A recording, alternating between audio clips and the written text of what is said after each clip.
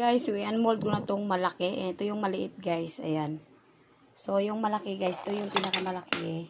So, i-unmold ko na siya dito sa aking rack. Cooling rack. Ayan. So, i-unmold ko na siya dito, guys.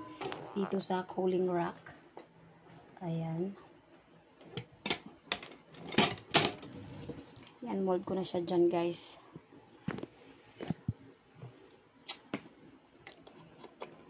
Ayan. So, kung magtaka kayo, guys, ayan. Yung cupcake liner yung aking nilagay dito, guys. Bali, 2 ounce na cupcake liner ang aking nilagay dyan. Kasi wala akong ano, guys. Wala akong baking paper or wax paper. Ayan siya. So, perfect pa rin, guys, yung aking nagawang chiffon cake na malaki. Ayan, guys.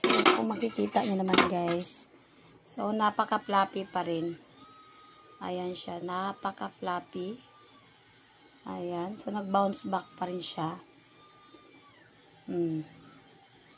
So, ito, guys. First time ko tong nagawa ng ganito, guys. Ito yung aming pang-merienda. Pang-merienda lang namin. So, ito lang. Plain lang. Wala lang